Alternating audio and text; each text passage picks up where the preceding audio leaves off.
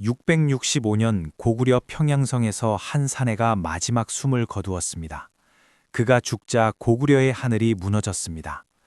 23년간 철권으로 고구려를 다스렸던 절대 권력자 연개소문의 죽음이었습니다. 그런데 놀라운 일이 벌어졌습니다.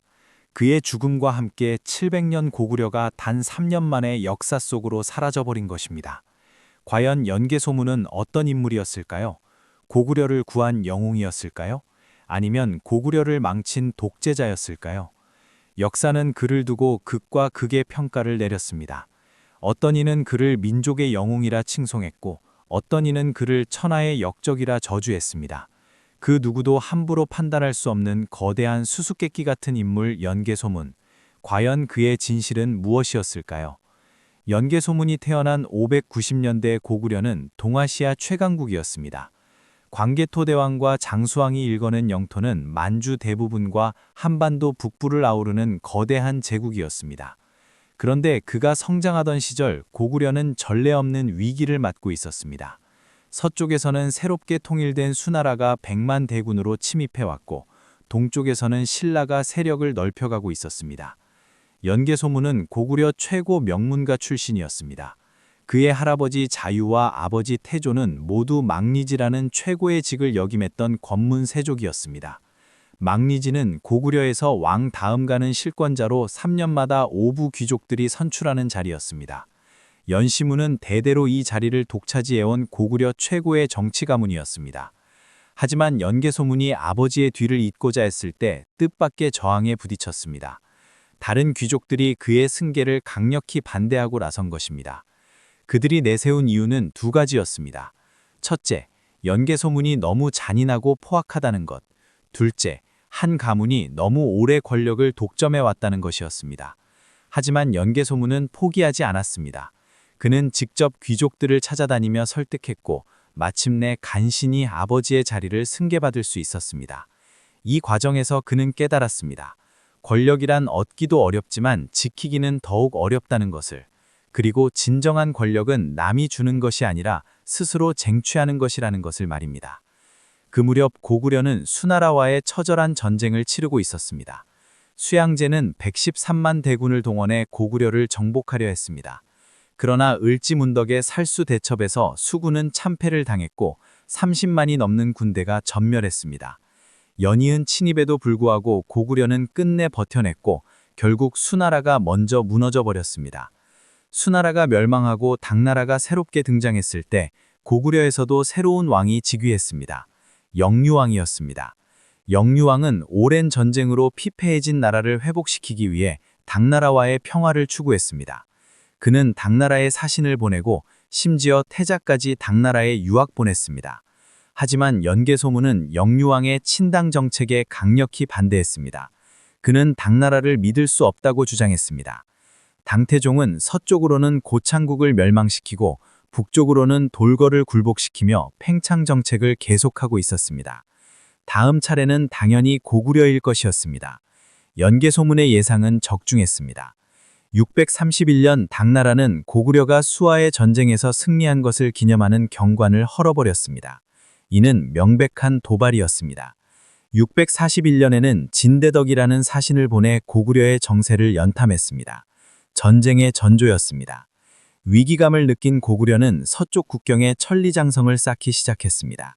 그리고 영유왕은 연개소문을 천리장성 건설의 총책임자로 임명했습니다. 이는 표면적으로는 중요한 임무를 맡긴 것이었지만 실제로는 연개소문을 평양에서 멀리 떨어뜨려 그의 영향력을 약화시키려는 의도였습니다. 영유왕과 친당파 귀족들은 더 나아가 연개소문을 아예 제거하기로 결심했습니다. 그들은 은밀히 연개소문 암살 계획을 세웠습니다. 하지만 이 계획은 연개소문에게 발각되고 말았습니다. 642년 10월, 운명의 날이 왔습니다. 연개소문은 천리장성 공사장에서 갑자기 평양으로 돌아왔습니다. 그리고 군사 사열식을 한다는 명목으로 귀족들을 평양성 남쪽 들판으로 불러 모았습니다. 영유왕을 비롯해 180여 명의 귀족들이 모였습니다. 그런데 사열식이 시작되자 갑자기 연개소문의 부하들이 귀족들을 에워쌌습니다. 칼이 번뜩였고 피가 튀었습니다. 180여 명의 귀족들이 한순간에 목숨을 잃었습니다. 그리고 연개소문은 곧바로 왕궁으로 쳐들어가 영유왕을 시해했습니다.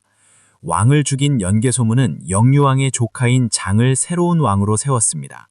바로 고구려의 마지막 왕 보장왕이었습니다. 그리고 자신은 대망리지라는 새로운 관직을 만들어 고구려의 실권을 장악했습니다. 이 사건은 단순한 쿠데타가 아니었습니다. 고구려 귀족 정치의 종말이었고 연개소문은 개인 독재의 시작이었습니다. 그는 왕조차 자신의 꼭다구시로 만들었습니다. 고구려 건국 이래 처음 있는 일이었습니다. 연개소문의 집권 소식을 들은 당태종은 분노했습니다. 그는 고구려의 백성을 위로하고 연개소문을 처벌하겠다는 명분으로 고구려 침입을 선언했습니다. 645년 당태종은 직접 20만 대군을 이끌고 고구려로 쳐들어왔습니다. 이때부터 연개소문의 진가가 드러났습니다. 그는 당군의 공격에 차분하게 대응했습니다. 요동성과 배암성이 연이어 함락되는 위기 상황에서도 흔들리지 않았습니다. 그리고 마침내 안시성에서 당태종을 막아섰습니다. 안시성 전투는 연개소문의 최고 걸작이었습니다. 그는 성주 양만춘에게 성을 맡기고 자신은 고연수와 고혜진이 이끄는 15만 군원군을 보냈습니다. 당태종은 안시성을 포위하고 거대한 토산을 쌓았지만 오히려 그 토산을 고구려군에게 빼앗기는 굴욕을 당했습니다. 2개월 넘게 안시성을 공격했지만 함락시키지 못한 당태종은 결국 겨울이 다가오자 철수를 명령했습니다. 동아시아 최강의 군주가 고구려 한성 앞에서 무릎을 꿇은 것입니다. 당태종은 죽을 때까지 이 패배를 잊지 못했고 유언으로 다시는 고구려를 치지 말라고 남겼을 정도였습니다. 하지만 연개소문의 승리는 여기서 끝나지 않았습니다. 647년 당나라가 다시 침입해 왔을 때도 막아냈고 648년에도 655년에도 계속해서 승리했습니다. 연개소문이 살아있는 동안 당나라는 고구려를 정복하지 못했습니다. 연개소문의 군사적 천재성은 단순히 방어에만 그치지 않았습니다. 그는 적극적으로 백제 말갈과 연합하여 신라를 압박했습니다. 643년 신라의 김춘추가 고구려에 와서 백제를 함께 칠 것을 제안했을 때 연개소문은 이를 거절했습니다. 대신 중령 서북쪽 땅을 넘겨달라는 터무니없는 요구를 했습니다. 김춘추는 분노했지만 어쩔 수 없었습니다. 그는 고구려를 떠나 당나라로 향했고 거기서 나당 연합을 결성했습니다. 연개소문의 이 결정은 훗날 고구려 멸망의 원인이 되었다는 비판을 받지만 당시 상황에서는 나름의 논리가 있었습니다. 연개소문이 보기에 신라는 믿을 수 없는 상대였습니다. 신라가 백제를 멸망시킨 후에도 고구려와 우호적으로 지낼 리 없었습니다. 오히려 더 강해진 신라가 고구려를 위협할 가능성이 높았습니다. 그렇다면 차라리 백제와 함께 신라를 견제하는 것이 나왔습니다. 연개소문의 대외 정책에는 일관된 철학이 있었습니다. 바로 고구려 중심의 동아시아 질서를 유지하는 것이었습니다. 그는 당나라의 중화 질서를 인정하지 않았습니다. 고구려는 당나라와 대등한 제국이어야 했습니다.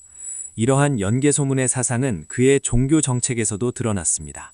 그는 당나라에서 도교 도사들을 불러들여 도교를 적극 장려했습니다. 반면 불교는 상대적으로 소홀히 했습니다. 이는 단순한 종교적 선호가 아니었습니다. 불교는 왕실을 뒷받침하는 호국 이데올로기였는데 연개소문은 이를 약화시켜 왕권을 더욱 무력화했던 것입니다.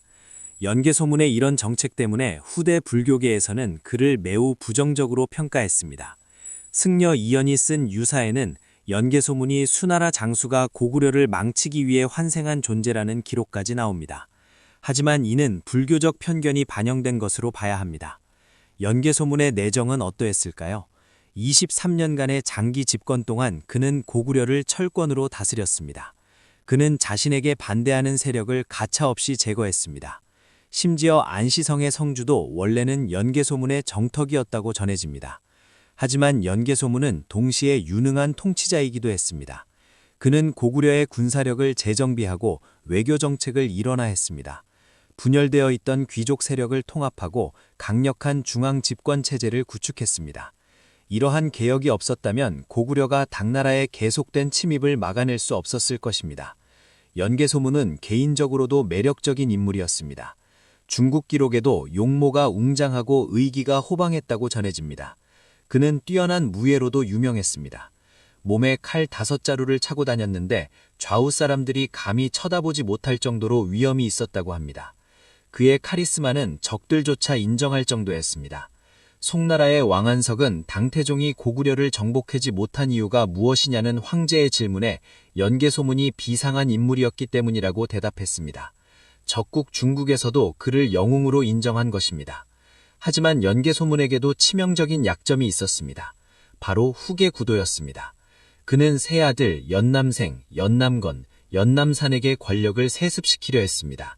이는 고구려의 전통적 귀족 연합 정치와는 맞지 않았습니다. 660년 백제가 나당연합군에 의해 멸망하자 고구려는 완전히 고립되었습니다. 연개소문은 더욱 강경하게 저항했지만 상황은 악화되어만 갔습니다. 국력은 장기간의 전쟁으로 피폐해졌고 외교적 고립은 심화되었습니다. 665년 마침내 연개소문이